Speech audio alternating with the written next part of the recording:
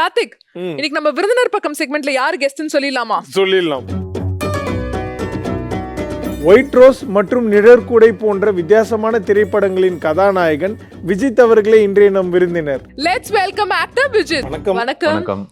எப்படி இருக்கீங்க? நல்லா இருக்கேன். நீங்கள் எப்படி இருக்கீங்க? சூப்பரா இருக்கும். நல்லா பிரைட்டா நம்ம மார்னிங் ஷோக்கு நல்லா பிரைட் அண்ட் ஸ்மார்ட்டா வந்திருக்கீங்க. அண்ட் எவ்வளவு எக்ஸைட்டடா இருக்கீங்க? ஏன்னா உங்களோட மூவி நிழற்குடை வந்து ரீசெண்டா வரப்போகுது. அண்ட் எவ்வளவு எக்ஸைட்டடா இருக்கு? ஆஃப் கோர்ஸ் ரொம்ப ஹாப்பியா இருக்கேன். அது ஒரு நல்ல மூவி, நல்ல ஒரு ஸ்ட்ராங்கான ஒரு மெசேஜ் இருக்கு. அஃப்கோர்ஸ் வந்து எல்லா எலிமெண்ட்ஸும் இருக்கும். ஃபேமிலி ஆடியன்ஸ் வந்து பார்க்குறவங்களுக்கு ஒரு காமெடி சீக்வன்சஸ் நிறைய இருக்குது, நல்ல மெசேஜ் இருக்குது, நல்ல சாங்ஸ் இருக்குது, நல்ல ஒரு சஸ்பென்ஸ் இருக்குது. நீங்களும் பாருங்கள், பார்த்துட்டு சொல்லுங்கள். அஃப்கோர்ஸ் ரொம்ப எக்ஸைட்டடாக இருக்கும். சூப்பர். ஸோ நம்ம நடித்து ஒரு படம் வந்து தேட்டரில் வருது அப்படின்றதே ஒரு பெரிய வரம். இன்னொரு பக்கம் யாருக்குமே கிடைக்காத ஒரு வரம் உங்களுக்கு கிடைச்சிருக்கு. ரியல் லைஃப் அப்பா பொண்ணு வந்து படத்துலயும் அப்பா பொண்ணா நடிச்சிருக்காங்கன்னு கேள்விப்பட்டோம். ஸோ அந்த ஒரு மூமெண்ட் பத்தி சொல்லுங்க, இது எப்படி பாசிபிள் ஆச்சு?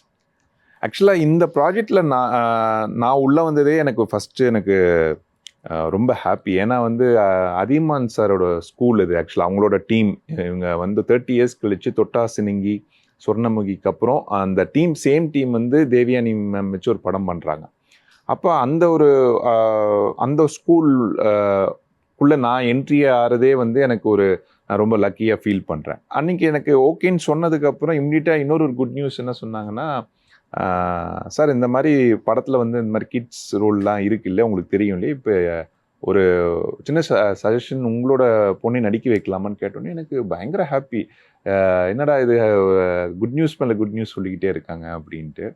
அப்புறமேல் சார் எனக்கு ஓகே சார், பட் நீங்கள் ஒரு ஆடிஷன் அந்த மாதிரி வேணால் ட்ரை பண்ணி பாருங்கள். ஏன்னா பெரிய டீம் கூட அவங்க ஒர்க் பண்ணுறப்ப ஏதாவது பயந்துட போகிறாங்க, நீங்கள் ஆடிஷன் பண்ணி பாருங்கள், ஓகேனா நீங்கள் செலக்ட் பண்ணுங்கள் அப்படின்னாங்க. அப்புறம் டயலாக்ஸ் அந்த மாதிரி விஷயங்கள்லாம் எல்லாமே கொடுத்தாங்க. அப்புறமேல் ஒய்ஃப் கிட்ட கொடுத்து ட்ரெயின் பண்ண சொன்னோம். அப்புறம் ட்ரைனிங்லாம் பண்ணி முடிச்சதுக்கப்புறம் ஆடிஷனில் என் பொண்ணு நல்லபடியாக பண்ணிட்டாங்க. அதுக்கப்புறம் டீமும் செலக்ட் பண்ணாங்க. அந்த 2 குழந்தைங்க இருக்கும், ஒன்று என் பொண்ணு, அதுக்கப்புறம் அந்த கதை வந்து ஒரு 2 இயர்ஸ் கழித்து ஒரு பொண்ணு நடிச்சிருப்பாங்க. அதுவும் வந்து ஆக்சுவலாக எங்கள் அண்ணா பொண்ணு தான் நடிக்கிறதா இருந்தது. ஆமாம், அவங்களும் அப்படி தான் கேட்டாங்க. ஏன்னா அந்த ஒரு ஏஜ் டிஃப்ரென்ஸ் வந்து கரெக்டாக இருக்குது, உங்களுக்கும் ஒரே ஒரு ஃபேமிலி பாண்டிங்காக இருக்கும், இங்கே கெமிஸ்ட்ரி நல்லா இருக்கும் அப்படின்காக எக்ஸ்பெக்ட் பண்ணாங்க. பட் அண்ணா பொண்ணு அந்த டைமில் ஸ்கூல் 25 டேஸ் கிட்ட டேட்ஸ் கேட்குறப்ப ஸ்கூலில் அலோவ் பண்ணல, அது ஒரு இஷ்யூ இருந்தது.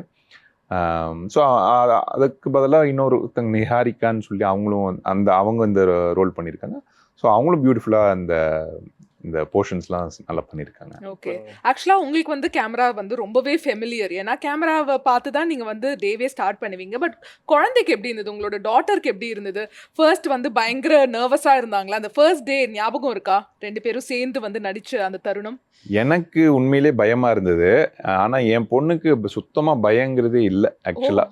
ஆமாம், இல்லை பிளட் அவங்களுக்கு அந்த ஷூட்டிங் வரோம் நடிக்கிறோங்கிற ஒரு விஷயமே என்னமோ தெரியல. அவங்க அஃப்கோர்ஸ் 3.5 இயர்ஸ் ஓல்டுனால அந்த டென்ஷன் நம்ம பயப்படுற மாதிரி ஒரு விஷயம் வந்து அவங்களுக்கு அந்த ஃபீல் ஆகலையோ என்னமோ தெரில. அது கேஷுவலாக அந்த டைலாக் சொல்லுன்னு சொல்கிறப்ப எங்கே தேவையோ அது கரெக்டாக அழகாக பியூட்டிஃபுல்லாக சொல்லிட்டு போயிட்டாங்க. அப்புறமேல் டைரக்ஷன் டீமே வந்து சொன்னாங்க, சார் ஃப்ரீயாக விட்டுருங்க, எங்களுக்கு இப்போ கான்ஃபிடென்ஸ் வந்துருச்சு, ஏன்னா இவங்க ரொம்ப போல்டாக நல்லா அந்த ஒரு விஷயத்தை கேரி ஃபார்வர்ட் பண்ணுறாங்க. ஸோ அதுக்கப்புறம் ஒரு 15-20 சீன்ஸ் இருந்தது, நல்லாவே பண்ணிட்டாங்க. எந்த சீனுமே ஒன்றும் ப்ராப்ளம் க்ரியேட் பண்ணல. நீங்கள் பயங்கர எக்ஸ்பீரியன்ஸ்டான ஒரு ஆக்டர், சினிமாலையும் நிறைய ஒரு எக்ஸ்பீரியன்ஸ் இருக்குது. ஸோ நீங்கள் ஒய்ஃப் கிட்ட கொடுத்து ஸ்கிரிப்ட் கொடுத்து நீங்கள் வந்து அதை வந்து ட்ரெயின் பண்ண சொல்லியிருந்தீங்க பாப்பாவை. பட் நீங்கள் ஏதாவது ஒரு இன்புட்ஸ் கொடுத்து அந்த இன்புட்ஸ் அவங்க ஃபாலோ பண்ணி பயங்கர கைத்தட்டெல்லாம் வாங்கின மூமெண்ட் ஏதாவது இருக்கா? இல்லை, இப்போ என்னென்னா, இப்போ அஃப்கோர்ஸ் நீங்கள் கேட்ட மாதிரி எனக்கும் என் பொண்ணுக்கு ஆக்சுவலாக அவங்க ஒரு கம்ஃபர்ட் ஜோனில் இருந்தாங்க நான் இருந்தனால.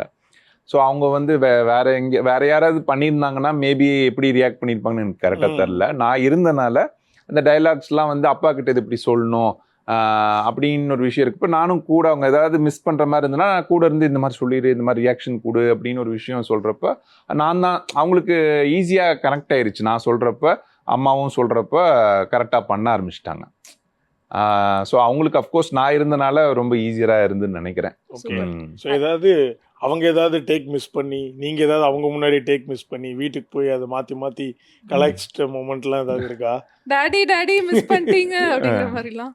இல்லை, அந்த மாதிரி சீக்வன்ஸ் அஃப்கோர்ஸ் இப்போ அவங்களுக்கும் சிலது மிஸ் ஆச்சு, எனக்கும் சிலது மிஸ் ஆச்சு. அது ஷூட்டிங்கில் வந்து நடக்கிற ஒரு விஷயம் தானே. அது ஹெல்த்தியாக தான் இருந்தது. இம்ப்ரூவ், அதாவது அந்த ஷார்ட் நல்லா இப்போ நான் அவங்களோட க்ளோஸ்அப் வச்சு பார்க்குறப்ப நான் மானிட்டரில் பார்ப்பேன். கொஞ்சம் இன்னும் நல்லா பண்ணியிருப்பான்னு எனக்கு தெரிஞ்சது. டைரக்ஷன் டீமில் வந்து ஓகேன்னு சொன்னாங்க, சார் அவள் கொஞ்சம் இன்னும் நல்லா பண்ணுவா, கொஞ்சம் வெயிட் பண்ணுங்க அப்படின்னு சொல்கிறப்ப அதுக்காக வெயிட் பண்ணாங்க டைரக்டர் சிவா ஆறுமுகம் சார் எல்லாம் வெயிட் பண்ணி அப்படியாக அப்படின்னு சொல்லிட்டு அப்புறம் அதுக்காக கொஞ்சம் இது பண்ணுறப்ப பெர்ஃபார்மன்ஸ் நல்லா வந்தது. அப்புறம் எனக்கும் பாப்பாவும் கரெக்டாக பண்ணுவோம். பாப்பா அந்த டேக் நல்லா பண்ணியிருந்தா, எனக்கு சில விஷயம் இன்னும் நான் நல்லா பண்ணியிருந்தா நல்லா இருந்திருக்குமேன்னு தோணுச்சு. அப்போ அதுக்காக ஒரு எக்ஸ்ட்ரா ஒரு டேக்கு போயிருந்தோம். அந்த மாதிரி ஒரு இம்ப்ரூவைசேஷனுக்கான ஒரு விஷயம் தான் இது பண்ணிக்கிட்டோம். சூப்பர். ஆக்சுவலாக வெயிட் பண்ணிட்டு இருக்கோம் இந்த அப்பா மகள் காம்போ வந்து தியேட்டரில் பார்க்கறதுக்காக. அண்ட் சொன்ன மாதிரியே நீங்கள் வந்து ரொம்ப ஃபெமிலியர், ஸ்மால் ஸ்க்ரீன்லேயும் வந்து சீரியல்ஸ்லாம் பண்ணி மக்களுக்கு வந்து உங்களை நல்லாவே தெரியும். பட் இந்த மூவி மெயினாக வந்து நீங்கள் சூஸ் பண்ணதுக்கான காரணம் என்ன? எப்படி இந்த மூவிக்குள்ளே ஒரு என்ட்ரி கொடுத்தீங்க? எனக்கு லாஸ்ட் இயர் ஒயிட் ரோஸுங்கிற மூவி ரிலீஸ் ஆச்சு. அப்போ ஒயிட் ரோஸ் டைரக்டர் வந்து எனக்கு ரிலீஸ் ஆகி நெக்ஸ்ட் டேவே எனக்கு ஃபோன் பண்ணி பிரதர் இப்போ கேஎஸ் அதியமான் சார் டீம்லேருந்து உங்களை கூப்பிட்றாங்க, நீங்கள் என்னென்னு போய் பாருங்கள், எனக்கும் எக்ஸாக்டாக தெரியல அப்படின்னு ஒரு விஷயம் சொல்லியிருந்தாங்க. அப்போ எனக்கு அதியமான் சாருங்கிற ஒரு பெரிய டீம்லேருந்து கூப்பிட்றாங்க, என்னன்னு தெரியலையே அப்படின்னு சொல்லிட்டு நான் ஒரு கேஷுவலாக போயிருந்தேன். போகிறப்ப Athiyaman sir, Siva Arumugam sir, Raj Kapoor sir, Prem Nisar sir, ஒரு 4-5 பேர் பெரிய டைரக்டர்ஸ்லாம் எல்லாமே உட்காந்துருந்தாங்க. போனதுக்கப்புறம் கேஷுவலாக பேசிகிட்டு இருந்தாங்க. எனக்கும் அப்போ வரைக்கும் புரியல எதுக்காக கூப்பிட்றாங்க. அப்புறமேல் தான் ஒரு 10 மினிட்ஸ் கான்வர்சேஷனுக்கு அப்புறம் சொல்கிறாங்க, இப்படி ஒரு படம் பண்ண போகிறோம், நிழற்குடைங்கிற ஒரு படம், இது ஒரு நல்ல ஒரு மெசேஜ் உள்ள ஒரு படமாக இருக்கும், நல்லாயிருக்கும் அப்படின்னு சொல்கிறப்ப, சார் டெஃபினட்டாக சார் எனக்கு நான் பண்ணுறேன், இம்மிடியட்டாக பண்ணுறேன் அப்படின்னு சொல்கிறப்ப, இல்லை வெயிட் பண்ணுங்கள், ஸ்கிரிப்ட் சொல்கிறோம், உங்களுக்கு பிடிச்சிருக்கா என்னென்னு பாருங்கள். சார் ஸ்கிரிப்ட் சொல்லி கேட்டு பண்ணுற அளவுக்கு இல்லை, நீங்கள் எனக்கு வாய்ப்பு கொடுக்குறதே ஒரு பெரிய விஷயம் அப்படின்னு. இல்லை நீங்கள் கேட்டிங்கன்னா தான் உங்களுக்கு இந்த கேரக்டர் நீங்கள் பண்ண முடியுமாங்கிறது எனக்கு கரெக்டாக சொல்லுங்கள் அப்படின்னாங்க. அப்போ ஒரு 1/2 hour 45 minutes அந்த கதையை நெரேட் பண்ணாங்க. நெரேட் பண்ணதுக்கப்புறம் இம்மிடியட்டாக கதை சொல்லி முடிச்சதுக்கப்புறம் நான் கை கொடுத்தேன். சார் செம்ம ஸ்கிரிப்ட் சார், பியூட்டிஃபுல்லாக இருக்குது, நல்லா வந்திருக்கு, டைலாக்ஸ் ஆகட்டும், இந்த சீன்ஸ், இமோஷன்ஸ் ரொம்ப எக்ஸைட்டிங்காக இருக்குது, நான் எப்போ வரணும், என்னைக்கு ஆரம்பிக்கிறீங்க, கொஞ்சம் ப்ளீஸ் வெயிட் பண்ணுங்கள், நாங்கள் சொல்கிறோம் அப்படின்னு. எனக்கு ஒன்றும் புரியல, என்னடா கதை சொன்னாங்க, பட் இப்போ எப்போ இதுன்னு கேட்டால் அதை பற்றி எதுவும் சொல்ல மாட்டாங்க, நம்ம இருக்கோம், எனக்கு உள்ளே வந்து இந்த படம் அங்கே எப்படியாவது நம்ம பண்ணணும் அப்படின்னு ஒரு ஃபீல் எனக்கு இருக்குது. ஆனால் இவங்க ஒரு ப்ராப்பர் ஒரு கிளாரிட்டி எனக்கு கொடுக்கல. ஓகே நாங்கள் ஒரு 1 week 10 days கழிச்சு கூப்பிட்றோங்கிற மாதிரி சொன்னோன்னே எனக்கு அப்போ திருப்பி புஷ்ன்னு ஆயிடுச்சு. என்னடா எதுவும் நம்மளை கூப்பிடுவாங்களா, எதுக்காக கூப்பிட்டாங்க எனக்கு எதுவுமே புரியல. அப்புறம் நம்ம வந்ததுக்கப்புறம் என் காரில் ஏறினதுக்கப்புறம் ஒய்ஃப்க்கு ஃபோன் பண்ணி இந்த மாதிரி ஒரு விஷயத்துக்காக கூப்பிட்டுருந்தாங்க, ஸ்கிரிப்ட் சூப்பராக இருக்குது, பட் எனக்கு கூப்பிடுவாங்களான்னு தெரியல, இந்த படம் பண்ணால் டெஃபினட்டாக எனக்கு ஒரு நல்ல ஒரு பிரேக் கிடைக்கும் அப்படிங்கிற ஒரு விஷயம் சொன்னேன். அப்புறம் சரி நான் ஒரு 1 week 10 days வரைக்கும் அவங்களையும் நான் டிஸ்டர்ப் பண்ணல, அதுக்கு அவங்க சைட்லேருந்து எதுவும் கால் வரல. அப்புறம் ஒரு 1 week கழித்து கரெக்டாக ஃபோன் வந்தது, கொஞ்சம் வாங்க ஆஃபீஸ்க்கு வாங்க அப்படின்னு சொன்னாங்க. அப்புறம் போனதுக்கப்புறம் அப்பயும் எனக்கு ஃபோனில் எதுவும் சொல்லல. போனதுக்கப்புறம் அப்புறம் சரி இந்த மாதிரி ஒரு விஷயம் நீங்கள் தான் பண்ணுறீங்கன்னு சொல்கிறப்ப டெஃபினட்டாக ரொம்ப ஹாப்பியாக ஃபீல் பண்ணேன். அப்புறம் அந்த பர்டிகுலர் ரோல் வந்து தேவியானி மேம் பண்ணுறாங்க. அப்புறம் இந்த குழந்தை வந்து உங்கள் பொண்ணை நடிக்க வைக்கலான் இருக்கோம். அன்றைக்கி ஒரு டேவே ஒரு குட் நியூஸாக சொல்லிகிட்டு இருந்தாங்க, இந்த மாதிரி இருக்குது. அப்போ சொன்ன ஒரு விஷயம், இது ஒரு லைவான கதை, உங்களுக்கு நீங்கள் கதை கேட்குறப்பே தெரியும், இது வந்து ரொம்ப ஓவர் ஆக்டிங்கோ ஓவர் டூ எதுவுமே இருக்கவே கூடாது, ரொம்ப சட்டிலாக இந்த ஸ்டோரியை வந்து ஒரு பக்கத்து வீட்டில் நடக்கிற ஒரு ஸ்டோரி மாதிரி இருக்கும், அந்த பாய் நெக்ஸ்ட் டோர் மாதிரி ஒரு ஸ்டோரி நெக்ஸ்ட் டோருங்கிற மாதிரி தான். ஸோ அதனால் இந்த லைவான ஒரு விஷயமாக தான் இந்த கதை இருக்கும். அதுக்கு கொஞ்சம் மைண்ட் செட் பண்ணிக்கோங்க, அதுக்கான ஒரு ரிஹர்சல் ஆடிஷன்ஸ்லாம் நம்ம பண்ண போகிறோம், அதுக்கு கொஞ்சம் ப்ரிப்பேர் பண்ணிக்கிறீங்களான்னு கேட்டேன். சார் ஓகே சார் டெஃபினட்டாக, ஏன்னா அது பெரிய டீம், ஏன்னா அதியமான் சாரோட ஸ்கூல் அந்த டீம் எல்லாருமே ஒர்க் பண்ணுறாங்க. அப்புறம் அங்கே ஆர்டி குருதேவ் சார், அவர் வணங்கான் மூவி முடிச்சுட்டு அப்போ தான் உள்ளே வராரு, தேவியானி மேம், உள்ள வடிவுக்கரிசி மேம், இளவரசன் sir, Raj Kapoor sir, Neelima, Manojkumar sir, ஒரு பெரிய டீம். அதில் நான் மட்டும்தான், நான் ஹீரோயின், இவங்க தான் புதுசு, என் பொண்ணு புதுசு. அப்போ நினச்சி பாருங்க, அப்போ நம்ம அஃப்கோர்ஸ் இதுக்கு முன்னாடி படங்கள் பண்ணியிருக்கோம், இப்படி ஒரு டீம் கூட நம்ம ஒர்க் பண்ணதில்லை இல்லையா. பெரிய ஸ்டார் பட்டாலும் அந்த மாதிரி ஒன்றுக்கு நம்ம சின்ன தப்பு பண்ணால் அவங்களுக்கும் ஒரு இரிட்டேட் ஆகக்கூடாது, டென்ஷன் பண்ணக்கூடாது. அந்த மாதிரி ஒரு விஷயங்கள் தான் எனக்கு ஒரு அவங்க சொன்னதுக்கப்புறம் கொஞ்சம் டென்ஷனாகவே இருந்தேன். படம்லாம் முடிச்சுட்டு இப்போ இந்த டீம் அஃப்கோர்ஸ் எல்லாருமே ஹாப்பியாக சொன்னாங்க, நல்லா பண்ணியிருக்கீங்க, சட்டிலான ஒரு விஷயம் பண்ணியிருக்காங்கன்னு ஒரு எங்கள் டீமுக்குள்ளே சொல்லியிருக்காங்க. நீங்களும் படம் பார்க்குறப்ப நீங்கள் தான் சொல்லணும் அது எப்படி இருக்கு. நீங்கள் சொன்ன எல்லாமே எங்களுக்கு அங்கே வந்து ரிலீஸ் ஆகும்னு நினைக்கிறேன். ஸோ தேவயானி மேம் வந்து ரொம்ப ஒரு senior most actor of Tamil cinema, நிறைய நல்ல நல்ல ரோல்ஸ் பண்ணியிருக்காங்க. அவங்களுக்கு இருக்கக்கூடிய எக்ஸ்பீரியன்ஸே பயங்கரமாக இருக்கும்.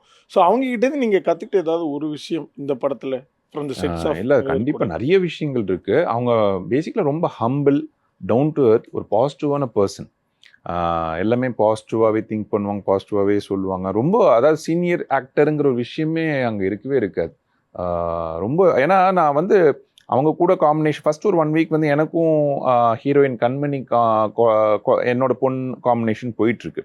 அது வரைக்கும் ரொம்ப ஸ்வீட்டாக ஜாலியாக போயிட்டுருக்கு. அப்புறம் டைரக்டர் சிவா ஆறுமுகம் சார் சொல்கிறாரு, நெக்ஸ்ட் வீக்லேருந்து தேவயானி மேம் வந்துடுவாங்க, கொஞ்சம் இதெல்லாம் கொஞ்சம் பார்த்து ஹேண்டில் பண்ணணும் அப்படிங்கிற ஒரு விஷயம் சொல்கிறப்ப எனக்கு டென்ஷன். ஏன்னா அவங்க சீனியர் ஆக்டர் எப்படி என்ன சொல்ல போகிறாங்க அப்படிங்கிற ஒரு விஷயம் எனக்கு டென்ஷனாகவே இருந்தேன். அப்புறம் ஆனால் அந்த டே 1 நான் மேடம் கூட ஒர்க் பண்ணுற ஒரு காம்பினேஷன் வரப்போ அப்போ அவங்களோட அந்த பாசிட்டிவிட்டி, அவங்க எனக்கு கொடுத்த கான்ஃபிடென்ஸு, அதெல்லாம் எனக்கு ரொம்ப ஹெல்ப்ஃபுல்லாக இருந்தது இந்த கதையில் நம்ம இது பண்ணுறப்ப. அஃப்கோர்ஸ் அப்போ நீங்கள் கேட்ட மாதிரி என்னென்னா ஒரு சீன், ஒரு சிம்பிளான சீன், அவங்க டே 1 உள்ளே வராங்க, வந்ததுக்கப்புறம் அந்த சீன் இப்படி தான் போகுது அப்படின்னா அவங்க இதுக்கு முன்னாடி அந்த சீக்வன்ஸ் எப்படி என்ன நடந்துச்சு, இவங்களோட போர்ஷன்ஸ்லாம் எப்படி என்னென்ன பண்ணியிருக்காங்க, இதுக்கப்புறம் என்னென்ன சீக்வன்ஸ்லாம் வரப்போகுதுங்கிற ஒரு விஷயத்த வந்து ஒரு 1/2 hour ஆச்சு. அவங்க ஃபர்ஸ்ட் அந்த கதைக்குள்ளே இப்போ நம்ம ஜஸ்ட் லைக் நீங்கள் டைலாக் ப்ராம்ப்ட் பண்ணுங்க, நான் நடிக்கிறேன், அந்த ஒரு விஷயத்துக்குள்ளேயே அவங்க வரவே இல்லை. ஃபர்ஸ்ட் எனக்கு தெரிஞ்சு ஒரு 1 hour ஆச்சு அந்த ஸ்கிரிப்டை வந்து அப்சர்வ் பண்ணி டீம் எல்லாம் அவங்களுக்கு எக்ஸ்பிளைன் பண்ணதுக்கப்புறம் இவங்க இத்தனை விஷயங்கள் பண்ணியிருக்காங்க, இப்போ நீங்கள் இவங்க கதைக்குள்ளே உள்ள வர போகிறீங்க, இப்படி தான் இருக்குன்னு சொல்கிறப்ப அத்தனை விஷயங்கள் எல்லாமே அப்சர்வ் பண்ணி அப்போ எனக்கு இன்னும் டென்ஷன் ஆகுது. என்னடா ஒரு சாதாரண ஒரு சீன் தான், ஒன்றும் இல்லை. அப்போ தான் அவங்க ஒரு என்ட்ரி, அந்த வீட்டுக்குள்ளே வர ஒரு என்ட்ரி சீக்வன்ஸ்க்கு இவ்வளோ விஷயங்கள் கேட்குறாங்க.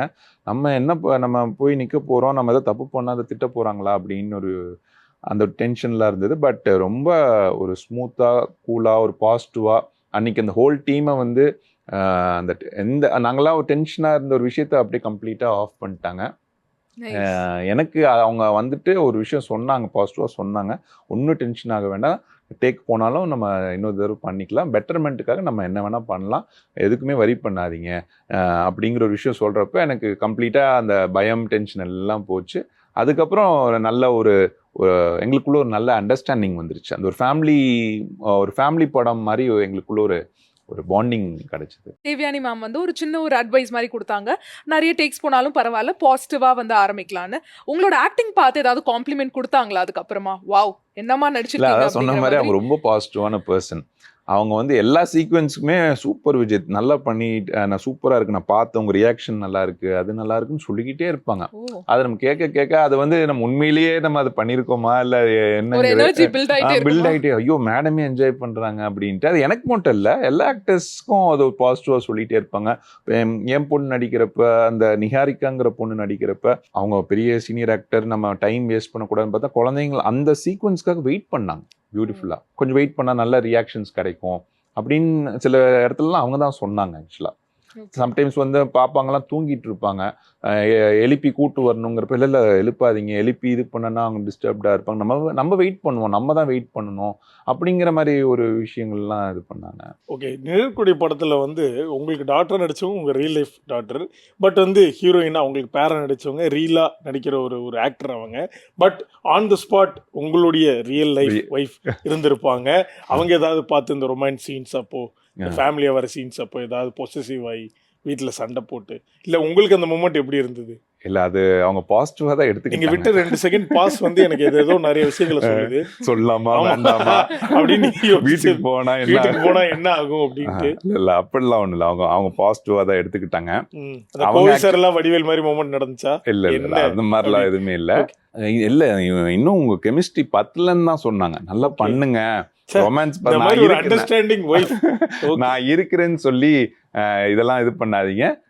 நான் நல்லா போயிட்டு இருக்கு, இன்னும் கொஞ்சம் பெட்டர்மெண்ட் அந்த ஒரு விஷயம் பண்ணுங்க, பண்ணீங்கன்னா நல்லா இருக்கும். அப்புறம் என் பொண்ணுகிட்டயும் அவங்க என்ன சொன்னாங்கன்னா, இனிமே அவங்க தான் உனக்கு அம்மா, அவங்க சொல்றது தான் நீ கேட்கணும், டேடி இருப்பாங்க, இனிமே வந்து அம்மா அம்மான்னு என்னையும் கேட்கக்கூடாது, அம்மானா அவங்க தான் அப்படிங்கிற மாதிரி விஷயத்துக்குள்ளேயும் அவங்களே மைண்ட் செட் பண்ணதும் என்னையும் மைண்ட் செட் பண்ணதும் சூப்பருங்க. அவங்க தான். யாருங்க அவங்க? எனக்கே பார்க்கணும் போல இருக்குன்னு சொல்லுவாங்க படத்துல, அந்த மாதிரி தெரிஞ்ச ஒரு வைஃப் தான் உங்களுக்கு கிடைச்சிருக்கு. இல்ல அவங்க என்னோட ஒரு ஃபேன்னு தான் சொல்லுவேன். நான் பிஃபோர் மேரேஜ் வந்து என்னோட ஒர்க்லாம் பார்த்துருக்காங்க. ஓ, அப்படிதான் லவ்ஸ் ஆச்சா? இல்ல அரேஞ்ச் மேரேஜ் தான். பட் என்னோட ஒர்க் அந்த என்ன சினிமா ஜேர்னி அவங்களுக்கு நல்லாவே தெரியும். ஓகே, சோ லவ் கம் அரேஞ்ச்டா இல்ல ப்ராப்பர் அரேஞ்ச்டா? எனக்கு ஒரே டவுட்டா இருக்கு. அரேஞ்ச் மேரேஜ் தான். வீட்ல எல்லாம் பாப்பாங்க அப்படின்ற மாதிரி ஒரு ஸ்மைல் போடுறாரு அவரு. அரேஞ்ச் மேரேஜ் தான், பட் தெரிஞ்சவங்க தான், ஃபேமிலி ஃப்ரெண்ட்ஸ் அந்த மாதிரி. ஓகே, நம்ம வந்து ஸ்டார்டிங்ல இருந்து இப்போ வரைக்கும் பேசின இந்த 20 மினிட்ஸ்க்குள்ளேயே நீங்க வந்து ஒய்ஃப் பத்தி கிட்டத்தட்ட ஒரு 10 இடத்துல சொல்லிட்டீங்க. அவ்வளவு சப்போர்ட்டிவா அவங்க வந்து ஃப்ரம் ஸ்டார்டிங் டு நவ் சப்போர்ட்டிவா இருக்காங்க. ஸோ வேற என்னென்ன விஷயங்கள்ல ரொம்ப சப்போர்ட்டிவா இருப்பாங்க டுவர்ட்ஸ் யுவர் கரியர்? அவங்க ஆக்சுவலா சினிமால தான் நான் இருக்கணுங்கிறது தான் அவங்களோட ஆசை. சூப்பர். நிறைய இதுல வந்து நீங்க சினிமால இருக்கீங்க, உங்க வீட்டுல ஏதாவது சொல்லுவாங்களா அப்படின்லாம் கேட்பாங்க இல்லையா. அவங்களுக்கு வந்து இப்பயும் நான் வேற ஏதாவது குவிட் பண்ணிட்டு வேற ஏதாவது பண்ணலாமான்னு கேட்டா இல்ல எங்கேயும் போக கூடாது, சினிமால தான் ஹீரோவா தான் நீங்க நடிக்கணும் அப்படிங்கிற ஒரு விஷயம் தான். ஸோ இப்போ வந்து நம்ம கம்மிங் பேக் டு நிழற்குடையில் வந்து நீங்கள் வந்து ஸ்டார்டிங்லேருந்து சொல்லும் போதே எவ்வளோ லவ் அந்த படம் மேலே வச்சுருக்கீங்க அப்படின்றது வந்து தெரியுது. நீங்கள் சொல்கிறப்பவே நீங்கள் ரொம்ப டெடிக்கேட்டடாக ஒரு சீன் எஃபோர்ட் போட்டு ஒன்று பண்ணியிருக்கீங்க. பட் அந்த ஒரு எதிர்பாராத சம்பவத்தின் மூலமாக ஒரு மாதம் அந்த ஷூட்டிங் ஸ்பாட் வந்து ஒரு பிரேக் எடுக்க வேண்டிய நிலைமை வந்துருச்சான். அது என்ன விஷயம்? இல்லை, அது என்னன்னா சார், அது ஒரு கிளாஸ் பிரேக்கிங் சீக்வன்ஸ். காரில் வந்து என் பொண்ணு இருப்பாங்க, நான் ஆஃபீஸ்லேருந்து மேலேருந்து கீழே வருவேன். வந்ததுக்கப்புறம் பார்த்தா அந்த கார் டோர்ஸ்லாம் லாக் ஆகிருக்கும். இப்போ வந்து கதவு திறக்க முடியாத ஒரு சூழ்நிலை சீக்வன்ஸில். அப்போ என்னென்னா பக்கத்தில் இருக்க ராடை வச்சு அந்த உடைக்கணும். அப்போ அது யாரும் எக்ஸ்பெக்ட் பண்ணல. பட் அந்த டைமில் வந்து அந்த கிளாஸ் வந்து லைட்டாக தட்டினா உடஞ்சிருங்கிற மாதிரி நான் 2-3 தடவை டேக் பண்ணுறப்போ ப்ராப்பராக இதாகலை. அப்புறம் ரொம்ப நேரம் டைம் ஆகிட்டே இருந்தது. சரி, ஓங்கி ஒன்று அடிச்சிடலாம் அப்படின்னு ஒரு இதில் வந்து நான் அடிக்க போனப்போ கை கிழிச்சிருச்சு. அது கொஞ்சம் மெதுவாக பண்ணியிருந்தா அது கொஞ்சம் சேஃபாக இதாக இருக்கும். பட் கொஞ்சம் ரொம்ப நேரமாக நான் அது 2-3 டேக் போயிட்டே இருந்தது, வெயிட் பண்ணிக்கிட்டே இருந்தாங்க நிறைய பேர். அதனால கொஞ்சம் ஃபோர்ஸாக நான் அடிக்கிறப்ப அது சுகர் கிளாஸாக இருந்தாலுமே அந்த இரும்பு ராடும் அது கிளாஸ் இதுவும் என் கை உள்ளே போயிடுச்சு. வெளியே எடுக்கிறப்ப எனக்கு இந்த ஃபோர் ஃபிங்கர் அண்ட் தம்மில் வந்து எனக்கு கை கிழிச்சிருச்சு. அப்புறம் அதனால் அன்ஃபார்ச்சுனேட்லி எனக்கு ஒரு 15 ஸ்டிச்சஸ் எனக்கு போட வேண்டிய ஒரு சூழ்நிலை. ஆக்சுவலாக அன்னைக்கு லாஸ்ட் டே எங்கள் ஷூட் முடிய வேண்டியது, அதோட முடிஞ்சிருக்கும். அப்புறம் பார்த்தா இப்படி ஒரு விஷயம் ஆனோடனே டீம் எல்லாருக்குமே ரொம்ப டென்ஷன் ஆகிட்டாங்க. அதாவது டென்ஷன் இந்த சென்ஸ் பயம் ஆயிடுச்சு என்னென்னமோ. அப்புறமேல் ஸ்டிச்சஸ்லாம் போட்டு கொஞ்சம் டாக்டர்ஸும் ஒரு 1 மந்த் கார் ஓட்டக்கூடாது, ஏன்னா கட்டு இருக்கும். அப்புறமேல் நம்ம சீக்வன்ஸில் கட்டோட தான் இருக்கும் அப்படிங்கிறப்ப டீம் புரிஞ்சுக்கிட்டாங்க. அப்புறம் அதனால அந்த ஒரு சீக்வன்ஸ் நம்ம திரும்ப ரீஷூட் பண்ணுறதுக்கு எங்களுக்கு நான் ப்ராப்பராக பழைய ஃபார்ம், ஏன்னா அந்த திரும்ப அடுத்த சீக்வன்ஸில் ப்ராப்பராக நான் கார் ஓட்டிட்டு வர ஒரு சீக்வன்ஸ். அப்போ வந்து கட்டெலாம் இருக்கக்கூடாது, எங்கள் ஃபிங்கர்ஸும் ப்ராப்பராக இருக்கணுங்காக வெயிட் பண்ணாங்க. பட் அதில் ஒரு சீக்வன்ஸ் மட்டும் ஆல் ஆர்டிஸ்ட் காம்பினேஷன் வந்து ஒரு சீக்வன்ஸ் வந்து, ஏன்னா அது 2 வீக்ஸ் பிஃபோர் டேட்ஸ் வாங்கியிருந்தாங்க. அப்போ மட்டும் டைரக்டர் ரெக்வஸ்ட் பண்ணி கேட்டுக்கிட்டாரு, இந்த ஒரு சீக்வன்ஸ் மட்டும் முடிச்சிடலாம். அது ஒரு ஆக்சிடென்ட் ஆகி ஒரு 2 டேஸ் கழிச்சு அந்த ஒரு சீக்வன்ஸ் ஆல் ஆர்டிஸ்ட் காம்பினேஷன் நடந்துச்சு, அது மட்டும் பண்ணிடலாமா அப்படின்னு ரெக்வஸ்ட் பண்ணி கேட்டாங்க. ஓகே சார், அது மட்டும் சமாளிச்சிடலாம். அதர் சீக்வன்ஸில் நம்ம உங்களுக்கு எப்போ நீங்கள் கை உங்களுக்கு ரெடி ஆகுதோ அப்போ பண்ணிக்கலாம் அப்படின்னாங்க. நம்ம அதுதான் எங்களுக்கு கொஞ்சம் சேலஞ்சிங்காக இருந்தது. ஏன்னா அந்த ஆல் ஆர்டிஸ்ட் காம்பினேஷனில் எல்லாருமே வடிவுக்கரசி மேடம் ஆகட்டும், இளவரசன் சார் ஆகட்டும், ராஜ் கபூர் சார், தேவியன் மேம், என் கையில் கட்டு போட்டிருப்பேன், அதை மறைச்சு தான் எல்லாருமே நடித்தாங்க. அந்த சீக்வன்ஸ் நீங்க பாக்குறப்ப பாத்தீங்கன்னா நான் கை எங்கேயோ பின்னாடி வச்சிருப்பேன், இல்ல நான் மறைச்ச மாதிரி வச்சிருப்பேன். அதுக்கு ஆக்டர்ஸும் தேவயானி மேமும் என் கையை மறைச்ச மாதிரி நிற்பாங்க, வடிவுக்கரசி மேமும் கையை மறைச்ச மாதிரி நிற்பாங்க. ஆமா, கோஆபரேட் பண்ணி அந்த கை கட்டு தெரியக்கூடாதுங்காக அந்த ஒரு சீக்வன்ஸ் வந்து பியூட்டிஃபுல்லா பண்ணாங்க. அதே மாதிரி தேவயானி மேமோட ஒர்க் பண்ண எக்ஸ்பீரியன்ஸ் சொன்னீங்களே, மற்றபடி பெரிய ஸ்டார் பட்டாலும் மற்ற பெரிய சீனியர் ஆக்டர்ஸோட ஒர்க் பண்ணும்போது அந்த நர்வஸ்னஸ்லாம் வந்துச்சா? எந்த ஆக்டரோட நடிக்கும் போது லைட்டா நர்வஸா இருந்தீங்க? வடிவுக்கரசி மேம் நினைச்சேன் நீங்க இவங்க மேம் சொல்லுங்க. ஏன்னா அது வந்து தேவயானி மேம், வடிவுக்கரசி மேம், இளவரசன் சார், அது ஒரு பெரிய டீம். அது ஆல் ஆர்டிஸ்ட் காம்பினேஷன். நான் சொன்ன மாதிரி அது அந்த கையடிப்பட்ட டைம் வேற. அப்போ நல்லா இருந்தாலே நம்மளுக்கு ஒரு டென்ஷனாக இருப்போம். இவங்க கூட நம்ம நடிக்கிறப்ப நம்ம டைலாக்ஸ் கரெக்டாக சொல்லுவோம், பேசுவோம். அது பெரிய ஒரு சீக்வன்ஸ் வேற. அப்புறம் அன்னைக்கு வேற அது கை கட்டு வேற, ஒரு சின்ன டிஸ்டர்பன்ஸ், மென்டலி டிஸ்டர்ப்டாக வேற இருந்தேன். அது ரொம்ப சேலஞ்சிங்காக இருந்தது. பட் அஃப்கோர்ஸ் அந்த டென்ஷன் ஃபேஸில் இருந்தது. பட் அந்த சீக்வன்ஸும் அது ஒரு ஹாப்பியான ஒரு சீக்வன்ஸ் கிடையாது, ஒரு டென்ஷனான ஒரு சீக்வன்ஸ் தான். அதனால கதையில் அது கரெக்டாக சிங்க் ஆயிடுச்சு. அந்த வடிவுக்கரசி மேம் வந்து உங்களுக்கே தெரியும், அவங்க டைலாக் வந்து சும்மா ஒரு 5 minutes டைரக்டர் எக்ஸ்பிளைன் பண்ணுறாரு. அப்போ கட் பண்ணி நிறைய டேக், கட் ஷாட்ஸ் மாதிரி போய்க்கலாம், அதெல்லாம் தேவையில்ல, நான் ஒரே டேக்கில் பண்ணிடுறேங்கிறாங்க அசால்ட்டாக. இங்கே இளவரசன் சார் நான் டக்குன்னு சொல்லிடுறேங்கிறாரு. நம்மளுக்கு எல்லாருமே அங்கே சுற்றி இருக்கிறவங்களாம் கான்ஃபிடென்ட்டாக இப்படி பண்ணிடலாம் அப்படி பண்ணிடலாம்னு சொல்கிறப்ப அதுக்கு அந்த டோட்டல் சீக்வன்ஸில் நான் சென்ட்ரலில் இருப்பேன். அப்புறம் நானும் அந்தந்த பாயிண்டில் கரெக்டாக எங்கே பிரேக் விட்றாங்களோ என்னோட டைலாக்ஸ் வரப்போகுது.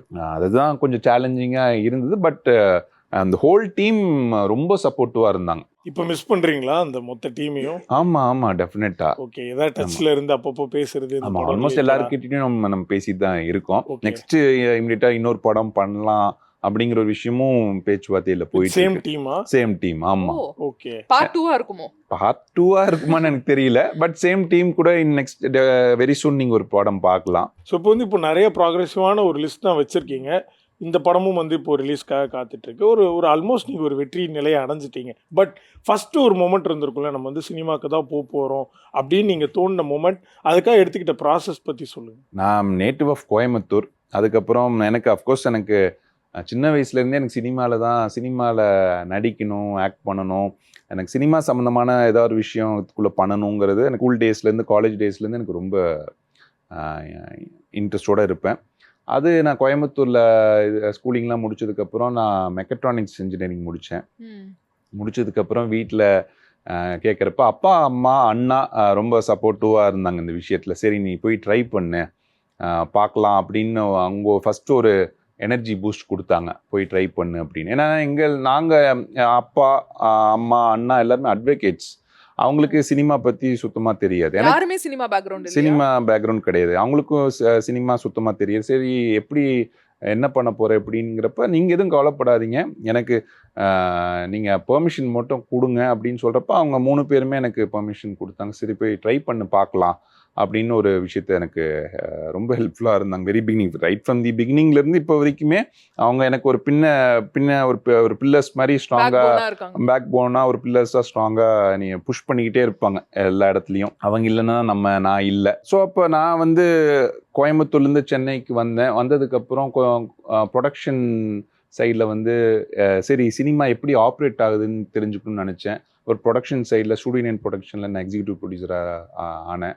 ஸோ அப்போ நான் ப்ரொடக்ஷன் பற்றி ஃபுல்லாக கொஞ்சம் கற்றுக்கிட்டேன். அது பெரிய கடல் மாதிரி, அதில் ஒரு ஐடியாஸ் தெரிஞ்சுது, இது இப்படி தான் ப்ரொடக்ஷன்லாம் நடக்குது அப்படின்ட்டு. அப்புறம் எனக்கு அது மூலமாக நிறைய கான்டாக்ட்ஸ் கிடைக்க ஆரம்பிச்சிது. பட் அஃப்கோர்ஸ் நான் படத்தில் ஹீரோ ஆகணும், நடிக்கணுங்கிறது தான் என்னோட ப்ரைமரி இன்ட்ரெஸ்ட் அண்ட் என்னோட பேஷன். பட் அதுக்கு முன்னாடி எனக்கு இப்படி ஒரு விஷயம் போகிறப்ப எனக்கு புரிஞ்சுக்கிட்டேன், ஓகே சினிமானா நம்ம நடிக்கிறது அவர் வெறும் ஆசை மட்டும் இல்லை, அவ்வளோ A to Z ஆஃப் சினிமாவை நம்ம ப்ரொடக்ஷன் எப்படி ரெடி பண்ணுறாங்க, படம் ரிலீஸுக்கு எவ்வளோ கஷ்டப்படுறாங்க அப்படிங்கிற விஷயங்கள்லாம் எனக்கு நல்லா புரிய ஆரம்பிச்சுது. அப்புறம் நான் மென்டலி ப்ரிப்பேர் ஆக ஆரம்பிச்சிட்டேன். ஹீரோனா நம்ம வந்து நடிச்சுட்டு மட்டும் போகக்கூடாது, அந்த ஆஸ் ஒரு ப்ரொடியூசர்ஸ் ஹீரோவாக நம்ம இருக்கணும், ஆஸ் அ டேரக்டர்ஸ் ஹீரோவாக இருக்கணும். அவங்க என்ன நினைப்பாங்க சைக்காலஜிக்கலி, நம்ம கிட்ட இருந்து என்ன எக்ஸ்பெக்ட் பண்ணுவாங்க. ப்ரொடியூசர் வந்து நம்ம இப்போ ஒரு நாள் நம்ம போகலன்னா ஒரு நாள் தான், பட் ஒரு நாள் அவங்க பண்ணலன்னா அதுக்கு ஒரு 2 to 3 lakhs அவங்களுக்கு தேவையில்லாத ஒரு செலவு இருக்குங்கிற விஷயம் வந்து ப்ரொடக்ஷனில் இருந்தனால கற்றுக்கிட்டேன். டேரக்டர் வந்து நம்மக்கிட்ட என்ன எக்ஸ்பெக்ட் அவங்க டைமுக்கு வந்தால் போதுன்னு ஒரு விஷயம், டிசிப்ளின் எக்ஸ்பெக்ட் பண்ணுவாங்க. இந்த மாதிரி விஷயங்கள்லாம் எனக்கு நல்லா கற்றுக்கிட்டேன். அப்புறம் என்னோட ஜேர்னி சரி இப்போ ஒரு நல்ல ஆக்டராக இனிமேல் நம்ம இருக்க முடியும்னு ஒரு கான்ஃபிடென்ஸ் கிடச்சிது. அதுக்கப்புறம் படங்கள் பண்ண ஆரம்பிச்சு நிறைய படங்கள் லீடாக பண்ணியிருக்கேன், சப்போர்ட்டிங் ரோல் பண்ணியிருக்கேன், சின்ன சின்ன ரோல்ஸும் பண்ணியிருக்கேன், நீங்கள் கேட்ட மாதிரி சீரியல்ஸ் பண்ணியிருக்கேன், ஷார்ட் ஃபிலிம்ஸ் பண்ணியிருக்கேன், மியூசிக் வீடியோ பண்ணியிருக்கேன். இந்த மீடியாவில் ஆல்மோஸ்ட் நிறைய விஷயங்கள் நான் எக்ஸ்ப்ளோர் பண்ணிக்கிட்டே இருந்தேன். நம்ம ஏன்னா அங்கே ஒவ்வொரு விஷயம் எக்ஸ்ப்ளோர் பண்ணுறப்ப என்ன அதோட ப்ளஸ் என்ன மைனஸ் என்னங்கிற விஷயம் எனக்கு தெரிய ஆரம்பிச்சுது. அதுக்கப்புறம் இப்போ அதோட மெச்சூரிட்டி அதோட எக்ஸ்பீரியன்ஸ் தான் இன்னைக்கு இந்த படம் நம்ம ஹேண்டில் பண்ணுறப்ப எனக்கு ரொம்ப ஹெல்ப்ஃபுல்லாக இருந்தது. எப்படி சுற்றி இருக்கிறவங்க கிட்ட நம்ம எப்படி ஹேண்டில் பண்ணணும், எப்படி இருக்கணும், அந்த விஷயங்கள்லாம் இன்னைக்கு இந்த நிழற்குடை மூவி வந்து எல்லாருமே நல்ல பாசிட்டிவாக சக்ஸஸ்ஃபுல்லாக சொல்கிறாங்கன்னா எனக்கு இந்த பாஸ்ட் எக்ஸ்பீரியன்ஸ் எனக்கு ரொம்ப ஹெல்ப்ஃபுல்லாக இருந்தது. அண்ட் அதே மாதிரி இன்னொரு ஒரு சூப்பரான விஷயம் நாங்கள் கேள்விப்பட்டோம், இந்த ஆக்டருக்குள்ள ஒரு டேரக்டரும் ஒளிஞ்சிட்டு இருக்காரு அப்படின்னு சொல்லிட்டு. கூடிய விரைவில் வந்து உங்களை டேரக்டராக எதிர்பார்க்கலாமா? டெஃபினட்டாக நீங்கள் என்னோட ஷார்ட் ஃபிலிம் பார்த்துருப்பீங்கன்னு நினைக்கிறேன், ஹாப்பி நியூ இயருங்கிற ஷார்ட் ஃபிலிம். அதை நான் தான் டைரக்ட் பண்ணேன், நான் ப்ரொடியூஸ் பண்ணி நான் டைரக்ட் பண்ணேன். இப்போ அதோட தியேட்ரிக்கல் வெர்ஷன் வந்து இப்போ நான் இப்போ இடையில வந்து ஸ்கிரிப்ட்லாம் பண்ணி முடிச்சிருக்கேன். அது வந்து டிஸ்கஷனில் இருக்கிறப்ப எல்லாருமே நல்லா இருக்கு, அட்டம் பண்ணுங்க அப்படின்னு சொல்லியிருக்காங்க. ஸோ வெரி சூன் இப்போ நிழற்குடை ரிலீஸுக்கு அப்புறம் வெரி சூன் அது ஆரம்பிக்கிற மாதிரி இருக்குது. அது நான் டைரக்ட் பண்ணி நடிக்கிற மாதிரி ஒரு விஷயமா இருக்குது. அது ஒரு டிஃப்ரெண்ட்டான ஒரு ஸ்கிரிப்டாக இருக்கும்னு நினைக்கிறேன். அதாவது நான் இப்படிலாம் நடிக்கணும் அப்படின்னு ஒரு ஆசை இருக்கும்ல ஆஸ் அன் ஆக்டர், அதுக்கான ஒரு ஸ்கிரிப்ட் தான் அது. அதில் வந்து நிறைய லேயர்ஸ் இருக்குது அந்த ஸ்கிரிப்டில். அது எனக்காக ரெடி பண்ண ஒரு ஸ்கிரிப்ட். அதை வந்து நான் டைரக்ட் பண்ணால் இன்னும் நல்லாயிருக்கும் அப்படின்னு எனக்கு தோணுச்சு. ஏன்னா இன்னொருத்தவங்க அதை அந்த ஸ்கிரிப்டை டைரக்ட் பண்ணால் வந்து நான் அவங்களுக்கு சொல்லி எக்ஸ்பிளைன் பண்ண முடியாது. சரி, அந்த விஷயத்த வந்து அதுக்கான லேர்னிங், அந்த டைரக்ஷனுக்கான கோர்சஸ்லாம் நிறைய ஆன்லைன் கோர்சஸ் எல்லாம் கற்றுருக்கேன். அஃப்கோர்ஸ் நான் ஷூட்டிங்கில் டைரக்ஷன் டீம் கூடலாம் நான் ஒர்க் பண்ணியிருக்கேன். ஸோ அந்த நாலேஜ் கெயின் பண்ணி எனக்கு இப்போ கான்ஃபிடென்ட்டாக இருக்கேன். ஏன்னா அது ஒரு 2-3 இயர்ஸ் முன்னாடி அந்த ஸ்கிரிப்டை நான் எடுத்து நான் பண்ணலான்னு நினைக்கிறப்ப நான் ஒரு கான்ஃபிடென்ட்டாக இல்லை நம்ம டைரக்ட் பண்ண முடியுமா அப்படின்ட்டு. இப்போ கொஞ்சம் விஷயங்கள்லாம் லேர்ன் பண்ணிக்கிட்டேன். இப்போ வெரி சூன் நீங்கள் கேட்ட மாதிரி அந்த படத்தை வந்து நீங்கள் பார்க்கலாம். ஸோ நீங்கள் உங்களுடைய கரியரில் ஒரு முக்கியமான ஒரு கிராஃபில் வந்து சீரியல்லையுமே வந்து நடிச்சிருக்கீங்க, டெலிவிஷனில் இருந்திருக்கீங்க. இப்போ எகெயின் இன்டூ சினிமான்னு வந்ததுனால இப்போ சினிமாவில் ஹீரோ ஆகிட்டா திரும்ப சீரியல் எடுக்க மாட்டாங்க. பட் உங்களுக்கு அந்த மாதிரி விருப்பங்கள் ஏதாவது இருக்கா? இல்லை, அப்படிலாம் இல்லை சார். நம்ம எங்கே போனாலும் நம்மளுக்கு நல்ல ஒரு இம்பார்ட்டன்ஸ், நல்ல ரோல் இருந்தால் அது பண்ணணும்னு தான் நினைக்கிறேன். நம்ம சினிமாவில் இருந்தனால அது பண்ணக்கூடாது அப்படின்லாம் கிடையாது. ஏன்னா சீரியலில் எனக்கு நல்ல ரீச் கொடுத்துருக்கு, ஷார்ட் ஃபிலிம்ஸுக்கு நல்ல ரீச் கொடுத்துருக்கு, மியூசிக் வீடியோஸுக்கு நல்ல ரீச் கொடுத்துருக்கு. ஸோ எனக்கு நான் சினிமாவில் தான் இப்போ இருக்கேன், நான் சீரியல் பண்ண மாட்டேன்னுலாம் நான் இல்லவே இல்லை. ஒரு சீரியலில் ஒரு நல்ல ஸ்கிரிப்ட் இப்படி ஒரு பெர்ஃபார்மன்ஸ் இருக்க போகுதுன்னு சொன்னால் நான் டெஃபினட்டாக அதை நான் ட்ரை பண்ணுவேன். நான் அதனால் நான் அதை அவாய்ட் பண்ண போகிறேன். ஏன்னா அதை பற்றி நான் தெரிஞ்சுக்கிட்டேன். ஏன்னா நான் எல்லா இண்டஸ்ட்ரியிலையும் நான் ஒர்க் பண்ணியிருக்கேன். அதோட ப்ளஸ் என்ன மைனஸ் என்னன்னு தெரியும். இப்போ வந்து நான் எனக்கு பேலன்ஸ் பண்ணணும். இப்போ எனக்கு நீங்கள் கேட்டிங்கன்னா சீரியலும் மூவியும் எனக்கு முடிஞ்சதுன்னா எனக்கு ஈஸியாக பேலன்ஸ் பண்ண முடியும். ஸோ நீங்கள் வந்து சொல்லியிருந்தீங்க, நீங்களே வந்து ஷார்ட் ஃபிலிம்ஸ் வந்து ப்ரொடியூஸ் பண்ணி அந்த ஷார்ட் ஃபிலிம்ஸும் நிறைய ரீச் வந்து மியூசிக் வீடியோவும் நிறைய பண்ணியிருக்கீங்க. இப்போ எகெயின் ஏதாவது ஒரு ஷார்ட் ஃபிலிம் கதை சூப்பராக இருந்ததுன்னா நீங்களே உங்களோட பேனரில் பண்ணுவீங்களா? டெஃபினட்டாக பண்ணுவேன் நான். ஓகே, ஆமாம். ஏன்னா இப்போ லைக் படத்துக்கு போயிட்டோம், திரும்ப வந்து ஷார்ட் ஃபிலிம் அப்படிலாம் இல்லை. இப்போ எனக்கு 2-3 ஷார்ட் ஃபிலிம்ஸ் வந்து எனக்கு ரொம்ப தெரிஞ்ச டீம் வந்து ரெக்வஸ்ட் பண்ணி கேட்டாங்க, சார் இந்த மாதிரி லீடாக பண்ணுறீங்களா அப்படின்ட்டு. சரி ஸ்கிரிப்ட் சொல்லுங்க அப்படின்னா, ஸ்கிரிப்ட் நல்லா இருக்குது. ஸோ நான் இப்போ வெரி சூன் நெக்ஸ்ட் வீக் ஆரம்பிக்க போகிறாங்க, ஒரு பைலட் ஃபிலிம் ஆரம்பிக்க போகிறாங்க. ஸோ ஏன்னா நம்ம ஷார்ட் ஃபிலிம்ல தான் வந்திருக்கோம், அதெல்லாம் மறந்துடக்கூடாது இல்லையா ஒரு பாயிண்ட்ல. ஸோ அதில் இன்னைக்கும் அதை மறக்கக்கூடாது. ஆமாம் ஆமாம். அதே மாதிரி list of directors that you want to work with, கண்டிப்பா ட்ரீம் டைரக்டர்ஸ்லாம் இருப்பாங்களப்பா, என்னமா படம் எடுக்கிறாருப்பா, செதுக்குறாரே அப்படின்னு சொல்லிட்டு ஒரு லிஸ்ட் இருக்கும்ல உங்க மைண்ட்ல, யார் அந்த ட்ரீம் டைரக்டர்ஸ்? எனக்கு ரவிக்குமார் சாரோட படங்கள் ரொம்ப பிடிக்கும். ஏன்னா அவர் கமர்ஷியலாக சூப்பராக ஹேண்டில் பண்ணுவார். எனக்கு அவரோட படங்கள் பார்த்து தான் எனக்கு அவரோட வில்லன் அப்புறம் நிறைய படங்கள் அவரோட எனக்கு ரொம்ப பிடிக்கும். அவர் சார் கூட ஒரு படம் நடிக்கணும்னு எனக்கு ரொம்ப நாள் ஆசை. ஓகே, பார்க்கலாம். ஒரு ட்ரீம் டைரக்டர் தானா இப்போதைக்கு? அப்படி பார்த்தா நிறைய பேர் ராஜமௌலி சார்ன்னு நான் சொல்லுவேன். அதான் வச்சிருந்தோம். ஏன்னா இப்ப பேன் இந்தியா கல்ச்சரா போயிட்டு இருக்கு. ஸோ உங்களுக்கு தமிழ் தவிர மீதி எந்த லாங்குவேஜ்ல நடிக்கணும்னு சொல்லி ஒரு கொஸ்டின் வச்சிருந்தோம். நீங்க அதுக்குள்ள ராஜமௌலி சாரை செலக்ட் பண்ணிட்டீங்க. அது எல்லாத்துக்கும் அவ்வளோ ட்ரீம் தானே. அவர் ஒரு எப்பிக் ஒரு விஷயம் ஒன்று எடுப்பாரு. அந்த படத்துல நம்ம அவர் ஸ்டைல்ல குதிரை ஓட்டிட்டு அப்படியே வரணுங்கிறதுலாம் ஒரு டெஃபினட்டா இல்லைன்னுலாம் சொல்ல மாட்டேன். அது அந்த ஆசை இருக்கு. பட் அதுக்கான நேரம் இப்ப அது நான் சொன்னேன்னா இவன் என்னடா ரொம்ப யோசிக்கிறாங்கிற மாதிரிலாம் இருக்கும். இல்ல நீங்க இப்ப சொன்னீங்க அது நடக்கும் போதே இந்த வீடியோ ட்ரெண்ட் ஆகும்ல. அப்ப டென்ட் பண்ணுங்க. ஓகேங்க. ஸோ அந்த மாதிரி தமிழ் தவிர இது எந்தெந்த லாங்குவேஜஸ்ல நடிக்கணும்னு விருப்பப்படுறீங்க? அஃப்கோர்ஸ் இப்போ பேன் இண்டியா கல்ச்சர் வந்துருச்சு. தமிழ் படத்தை நான் எல்லா ஸ்டாண்டர்ட்ஸ்க்கும் கொண்டு போகணும்னு நினைக்கிறேன். இந்த நிழற்குடை மூவியே நீங்க பாத்தீங்கன்னா இது ஆல் ஓவர் இந்தியா அக்செப்ட் பண்ற ஒரு கண்டென்ட் தான். இந்த மாதிரி படங்கள் அஃப்கோர்ஸ் நம்ம மலையாளம் இண்டஸ்ட்ரி நல்ல ஸ்கிரிப்ட்ஸும் வந்துகிட்டு இருக்கு. சான்ஸ் கிடைச்சதுன்னா மலையாளம், தெலுங்கு எங்க கூப்பிட்டாலும் நம்ம ஆக்டர் தானே, அங்க நம்ம கூப்பிட்றப்ப நல்ல ஒரு பெர்ஃபார்மன்ஸ் ரோல் நல்லபடியா அமைஞ்சதுன்னா டெஃபினட்டா எந்த இதுனாலும் பண்ண ஆசை. சோ நீங்க வந்து டைரக்டர்ஸ்லாம் சொல்லிட்டீங்க, ஒரு ஸ்மார்ட்டான ஹேண்ட்ஸம் ஆக்டர் நீங்க. உங்கள்ட்ட இந்த கேள்வி கேட்கலனா எப்படி? ஹீரோயின்ஸ் இந்த ஹீரோயின்ஸோடலாம் நான் பேரா நடிச்சேன்னா சூப்பரா இருக்கும் கெமிஸ்ட்ரி அப்படின்னா எந்த ஹீரோயின் சொல்லுவீங்க? எங்கன்னா இவர்கிட்ட அதை கேட்கறத விட உங்க ஒய்ஃப்ட்ட கேட்கறது தான் பெட்டர். ஏன்னா அவங்க ஆல்ரெடி ஒரு ஆப்ஷன் வச்சிருப்பாங்க, நீங்க இவங்க கூட நடிங்க அப்படின்னு சப்போர்ட்டிவா இருப்பாங்கன்னு நினைக்கிறேன் நான். அவங்க வந்து ஸ்ருதி ஹாசனோட பயங்கர ஃபேன். சொன்னேன்ல, அவங்களுக்கு ஸ்ருதி ஹாசன் மேடம் கூட நடிக்கணுங்கிறது சொல்லுவாங்க. இது ஸ்ருதி ஹாசன் மேடம் கேட்டா என்ன நினைப்பாங்கன்னு தெரியல. இல்லைங்க, அவங்க கண்டென்ட் ஓரியன்டா இருந்தா நடிப்பாங்க பேர் பண்ணி. அப்புறம் எனக்கு பர்சனலா ஆசைனா தமன்னா மேடம் கூட நடிக்கணும். ஓகேங்க, சூப்பர். அப்படியே உங்க டாக்டருக்கு ஏதாவது ஆசை இருக்கா? அந்த மாதிரி அப்படியே உங்க டாக்டரும் யாரோட ஃபேனுன்னா அவங்களோட நிறைவேற்றிட்டீங்கன்னா? அவங்க வந்து அப்கோர்ஸ் விஜய் சாரோட படங்களும் பாக்குறாங்க, அஜித் சாரோட படங்களும் பாக்குறாங்க. அவங்க இப்ப சின்ன ஏஜ்னால எக்ஸாக்டா தெரியல. பட் அப்ப வந்து அப்படியே இப்போ வேற ஒரு பேரடி கொஸ்டின்னா, நீங்க ஒரு பெரிய ஆக்டருக்கு ஒரு வில்லனா நடிக்கணும், பயங்கர நெகட்டிவ் ரோல் பண்ணும், மாஸ் பண்ணும் அப்படின்னா யாரை சூஸ் பண்ணீங்க தமிழ் சினிமால? அஜித் சாருக்கு ஆப்போசிட்ல நடிக்கணும். ஏன்னா அவரே ஒரு பெரிய வில்லன் ஆக்சுவலா ஆன் ஸ்கிரீன்ல. அது ஒரு அமைஞ்சதுன்னா எனக்கு ரொம்ப சந்தோஷமா இருக்கும். விஜய் சேதுபதி சாருக்கு ஆப்போசிட்ல அந்த மாதிரி. ஸோ இன்னும் ஒரு 5 வருஷத்துல உங்களை எங்க நிலைநிறுத்திக்கணும்னு விருப்பப்படுறீங்க சினிமா? இப்ப நல்ல படங்கள், நல்ல ஸ்கிரிப்ட், இது மாதிரி நான் கொஞ்சம் சூஸ் பண்ணிட்டு இருக்கேன். அதுக்கான லைன் அப்லாம் அமைஞ்சிருக்கு. இப்ப நீங்க நெக்ஸ்ட் 5 இயர்ஸ் கழிச்சு பாத்தீங்கன்னா நல்ல படங்கள், எனக்கு பின்னாடி ஒரு 10-20 படங்கள் இருந்ததுன்னா நல்ல படமா இருக்கணும்னு நான் ஆசைப்படுறேன். அதே மாதிரி நிழற்குடை படத்தை வந்து ஏன் ஆடியன்ஸ் தியேட்டர் போய் பார்க்கணும்? தியேட்டர் போய் பார்த்தா என்ன மாதிரியான ஒரு எக்ஸ்பீரியன்ஸ் கிடைக்கும்? இது ரொம்ப ஒரு யதார்த்தமான ஒரு மூவி. நான் சொன்ன மாதிரி ஒரு லைவ் சப்ஜெக்ட். இதுல வந்து வெட்டு, குத்து, ஃபைட்டு, வயலன்ஸ் எதுவுமே இருக்காது. நம்ம ஒரு சிம்பிளான ஸ்கிரிப்ட் பட் எட் பவர்ஃபுல்லான ஒரு மெசேஜ் இந்த படத்துல இருக்கு. இதுல தேவயானி மேம் 2.0ன்னு சொல்லலாம். ஏன்னா அப்கோர்ஸ் அவங்க இதுக்கு முன்னாடி பண்ண படங்கள்ல அவங்களோட ஆக்டிங் நம்மளுக்கு ரொம்ப பிடிக்கும். இந்த படத்துல இன்னும் ரொம்ப ஸ்பெஷலா இருக்கும் இந்த ஆக்டிங். அதுக்காகவே பார்க்கலாம். அவங்களோட ஃபேன்ஸ், ஃபாலோவர்ஸ்க்கு இந்த படம் ரொம்ப பிடிக்கும். சினிமாட்டிக் வெர்ஷன்ல, ஸ்க்ரீன் பிளே மக்களுக்கு பிடிச்ச ஒரு வெர்ஷன்ல ஒரு நல்ல ஒரு மெசேஜ் வந்து கரெக்டாக சொல்லியிருக்காங்க. நான் சொன்ன மாதிரி குட் பேரண்டிங், பேட் பேரண்டிங்னால என்னென்ன பிரச்சனைகள் வருது, இந்த பேரண்ட்ஸ், இந்த ஜாயிண்ட் ஃபேமிலியோட கல்ச்சர்லாம் விட்டுட்டு பணம்னு சொல்லிட்டு ஒரு சம்பாதிக்கிற ஒரு விஷயத்துல எல்லாருமே போறாங்க. நான் பணம் பிரைமரி கிடையாது, அது இல்லை, ஃபேமிலி தான் இம்பார்ட்டன்ஸுங்கிற விஷயத்த வந்து இந்த கதையில ரொம்ப இன்சிஸ்ட் பண்ணி சொல்லியிருக்காங்க. இந்த படம் பார்த்து முடிஞ்சு வரவங்களுக்கு ஒரு நல்ல ஒரு ஹார்ட் ஹிட்டிங் ஸ்ட்ராங்கா இருக்கும். நாங்கள் இவ்வளோ நேரம் கேட்ட கேள்விகளுக்கெல்லாம் ரொம்ப ஸ்வீட்டான பதில்கள் வந்து கொடுத்தீங்க. ரொம்ப சூப்பராக, எங்களுக்கு ரொம்ப பயங்கர இம்ப்ரெசிவாக இருந்துச்சு. உங்களுடைய நிழற்குடை படம் வந்து வெற்றி பெறணும்னு வாழ்த்துக்கள் தெரிவிச்சுக்கணும். கூடுதலாக நீங்கள் சீக்கிரம் தமன்னா கூட பேர் பண்ணி நடிச்சு நம்ம ஷோக்கு அவங்களோட வரணும்னு சொல்லி ஜெயா டிவி டீம் சார்பாக வாழ்த்துக்கள் தெரிவிச்சுக்கணும். Thank you so much.